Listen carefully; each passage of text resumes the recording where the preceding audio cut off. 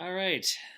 Today, first I want to say hats off to the poor Catholic boys that were minding their own business on a field trip one day, waiting for their bus at the end of the day, and then a bunch of protesters came out and a bunch of Indians came up and started messing with them. They were just minding their own business waiting for their bus. And then, of course, what happens next? The news agencies and all kinds of people go crazy on them because they were wearing that hat. Just because they're wearing a hat. I mean, we don't go after people that are wearing those things around their head. Who cares? Right? So, I wanted to talk about this media just a little bit and also those Hollywood guys. I don't know why they can't figure it out that socialism would be really bad for them. They are wealthy people. And if socialism ever came to be in America, guess what? You're going to lose all your money. And you're going to be down with the sodomites like the rest of us. I don't think you'd be very happy with that. So I don't know why you push their agenda for them. I never really understood that. Idiots. Out of touch is what I call a lot of these people. Out of touch and gullible. Because they're believing everything that they see in the news. And that's one of my first subjects that I wanted to talk about is, excuse me, news is dead. And what I mean by that is, long gone are the days that an anchor person would be sitting behind a desk and reading off a script saying, the president today visited Putin. They're discussing nuclear deals and blah, blah, blah.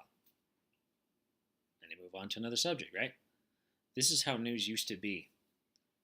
They talk about the weather and they move on from subject to subject. But what they wouldn't do is give you their opinion. Nowadays, what we have is a serious problem. It's more like a plague.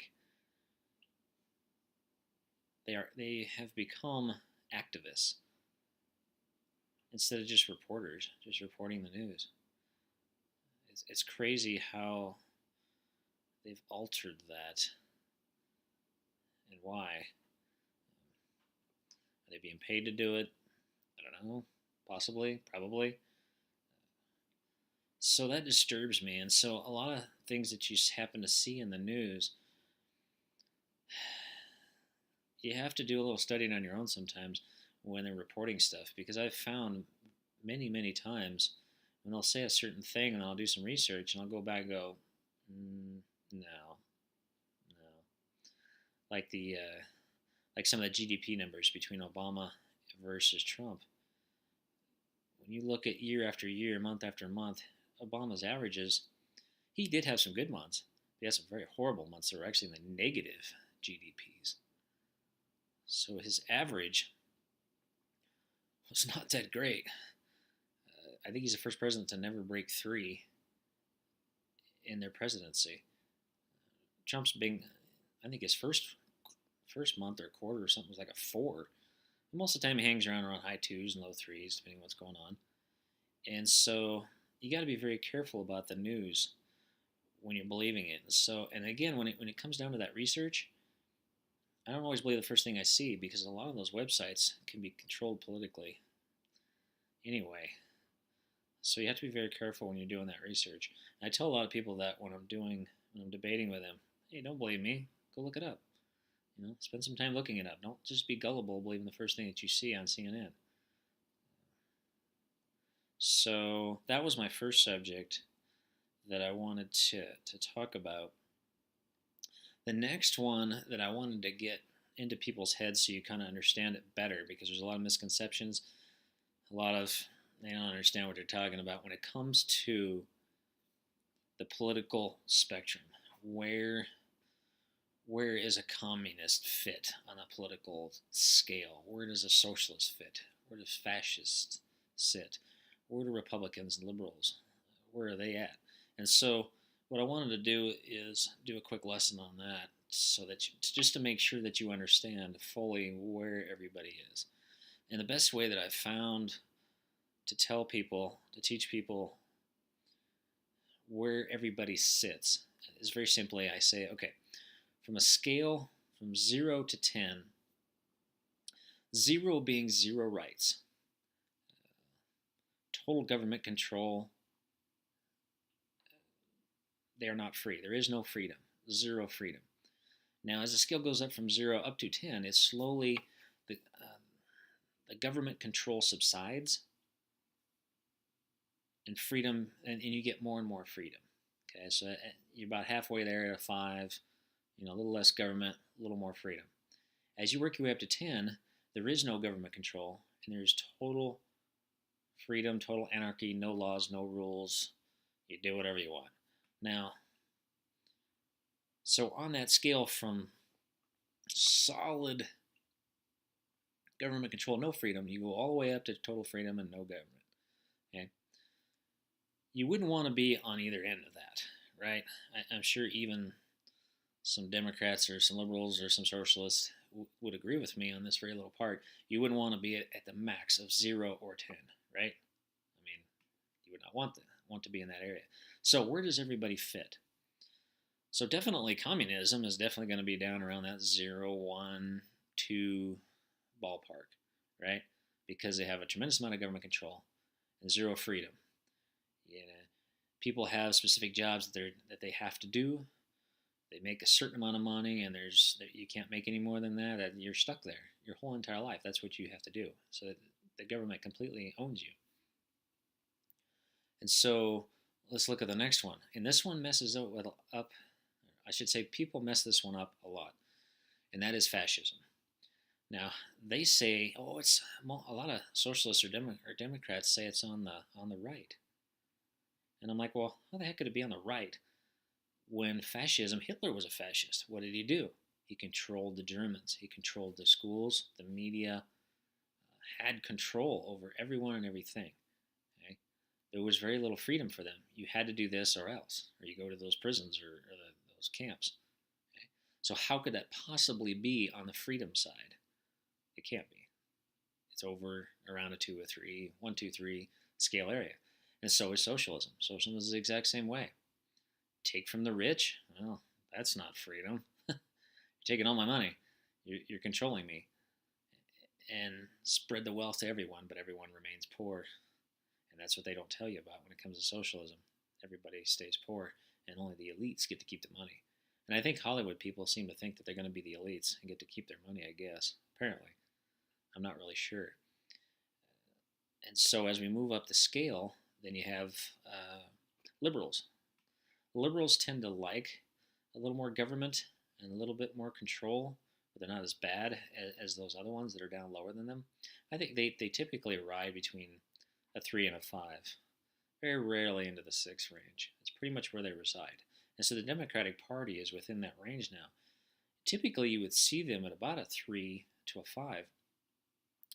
But right now, they're working their way down, Actually, I would say they're usually a 4 to 5, but right now they're getting into the 3s because of the insanity of people like Cortez and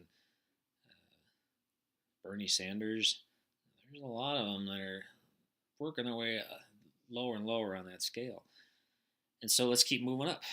So Democratic Party in that area up to about a 5, and then we move on to Republicans. Most Republicans want a little more freedom. They believe in law and order, but they want their freedom. They want a little more relaxed government, a little less government. And so they typically ride from about a 5 to maybe an 8. Usually 5 to 7 is pretty much where they sit most of the time. Conservatives tend to be a little bit lower. I kind of noticed that sometimes they can kind of come up to the 5 area, but usually reside in the 6, 7 area, sometimes 8. And then you have the libertarians. They get a little bit crazier on, we don't want any government, and we want total freedom. And of course, then you get up to 10 where there is total freedom, no laws, no rules, and no government. So that is the scale, that political scale that people need to understand so that you can better understand what's happening right now in this country. So I wanted to make sure I got that one out. That was an important one that I really wanted to talk about. And next I was going to do some interesting thoughts on how Democrats flip-flop, or how they flip things around.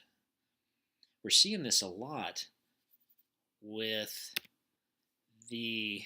My computer just turned off for a second. I was like, oh crap! Don't screw up on me now. One of my examples for this flipping is racism.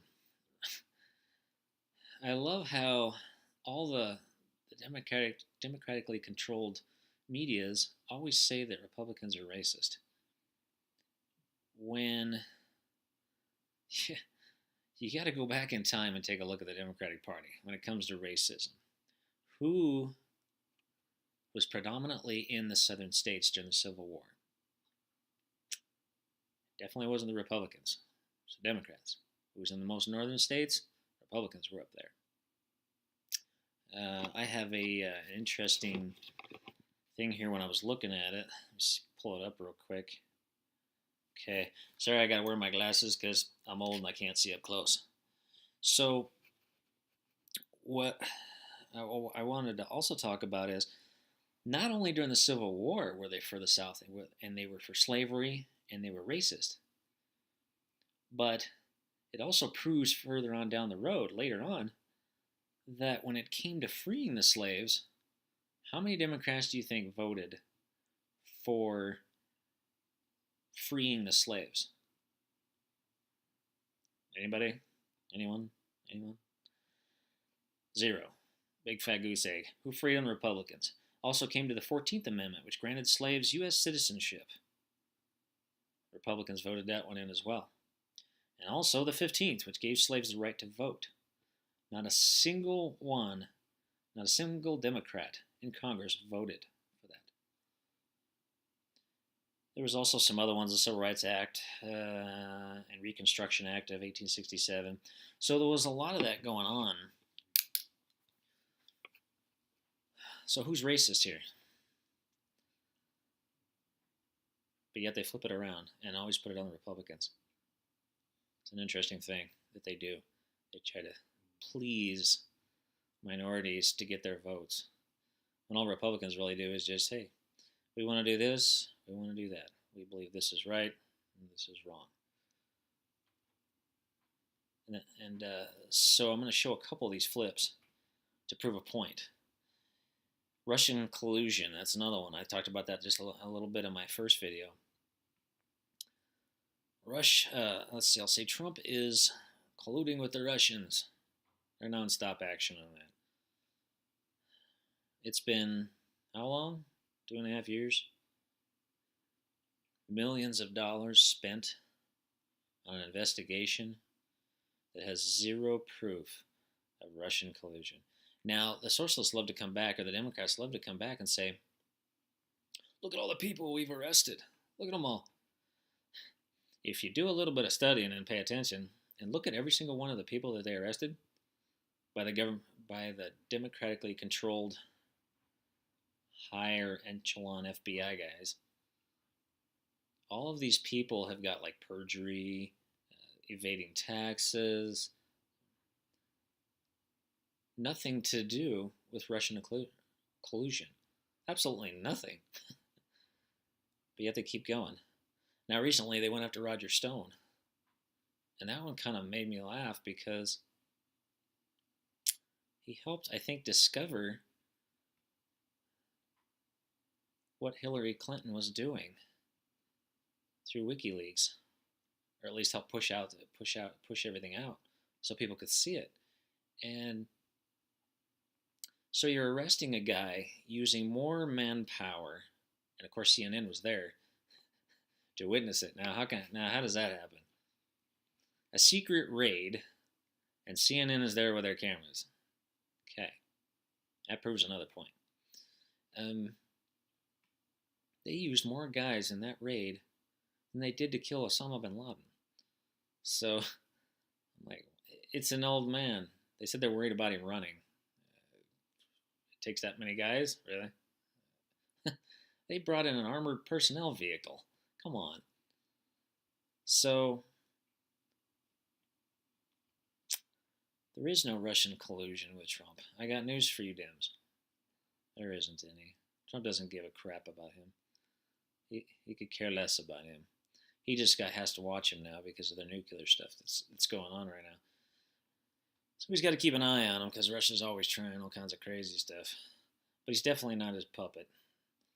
Trump's an alpha male. He doesn't give a shit about Putin. I got news for him. But where the real Russian collusion is, which Democratic or dang it, I just gave out the answer. Which party, which people that are in a party, high members people, who's gotten paid to do speeches in Russia? Who has stocks in Russian uranium? Who gave Russians our uranium? And there's a bunch of other stuff. I mean, who paid money to get the Steele dossier? It was like $166,000 or $165,000 or something. Who paid them? This Russian firm, Global GPS, to come up with bad things about Trump and give it to the FBI. Now, I'll go over some of this stuff later on. I'd have to do a little bit more to get it all in my head. But FBI goes and says, hey, we need warrants for this stuff. And they were either did it on false information through Russia, or they didn't use it at all. I don't, who knows? But all those things were done from people within the Democratic Party, mainly Hillary Clinton.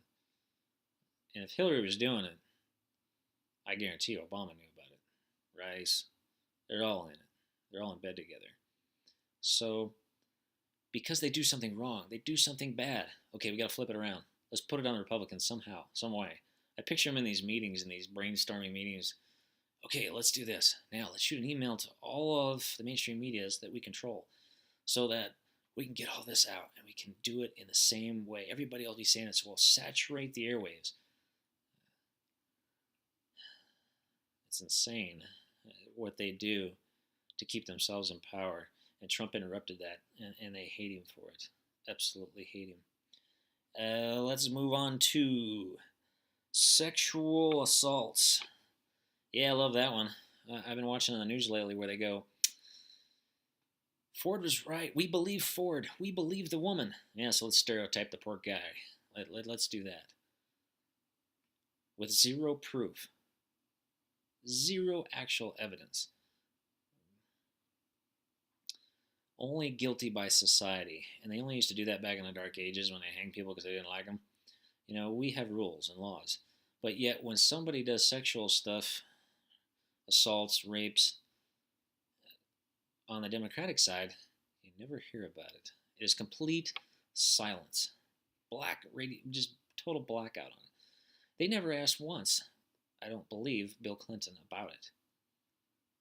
And his wife went out and went after those women. So, and I've seen a couple other ones. There's another one from some Virginia just lately. There's something else going on with somebody else. So, this happens a lot. If it happens on the left, they spin it around and push it over on the right and make people go crazy. And they're doing the same thing with the wall. And I said that on my first video. There are tons that you can look on YouTube real quick and you can see Obama, Hillary, Schumer, and Pelosi all for building walls and fences, hundreds of miles of them. And yet, they can't have it now. It's a sin. It's immoral. Really? No, it's not immoral. So, that's long enough for this video. I'm going to shut this one down, and we'll do another one soon. See you guys later. Statement.